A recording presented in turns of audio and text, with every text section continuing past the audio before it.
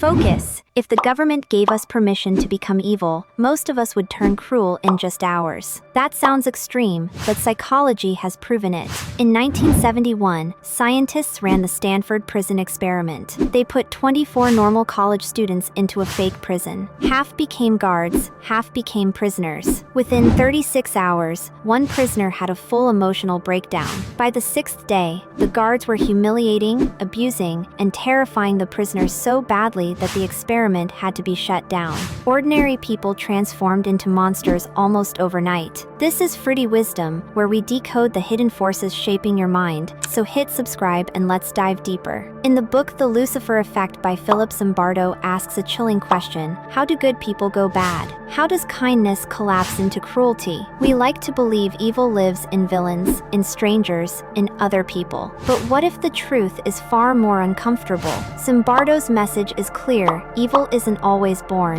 it's often made. Not just in bad apples, but in bad barrels. The system, the setting, the situation, they can twist almost anyone. Think of it like a costume. Put on the uniform of power, step onto a stage that rewards cruelty, and suddenly compassion is masked, empathy erased. We imagine ourselves as heroes, but history shows something darker. Ordinary people, in ordinary places, can commit extraordinary harm. And that's the heart of the Lucifer Effect. Take Abu Ghraib prison in Iraq. When photos leaked of American soldiers humiliating and torturing prisoners, the world was horrified. Everyone asked, how could they? Zimbardo was called to testify, and he argued something uncomfortable. The soldiers weren't monsters by nature. They were normal people thrown into a toxic system that rewarded cruelty and stripped away accountability, just like those Stanford students decades earlier. And this pattern repeats in corporate scandals, where employees follow unethical orders to keep their jobs; in cults, where members surrender morality to a leader;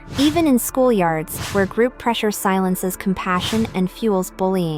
Zimbardo ties it all together with one unforgettable image. It's not just about bad apples. It's about bad barrels, and sometimes, even the barrel makers. The system itself can rot the fruit. Imagine a clean sponge dropped into dirty water. No matter how pure it was at first, it soaks up the environment around it. That's how ordinary people soak up evil. Here's the terrifying part: if situations and systems can corrupt, then none of us are immune. The danger isn't them out there. It's you, it's me, it's anyone. That's why Zimbardo calls it the Lucifer Effect, the way everyday people can slip, step by step, into darkness. Not because they're villains, but because they stop questioning the role they're playing. History is full of atrocities born this way, and the scariest thought is, it could happen again. So how do we resist? First, notice situations that demand blind obedience. Whether it's a boss, a leader, or even a group of friends, that's a warning sign. Next, strengthen your moral compass now, before the crisis comes. When the heat is on, you'll fall back on the values you've already rehearsed.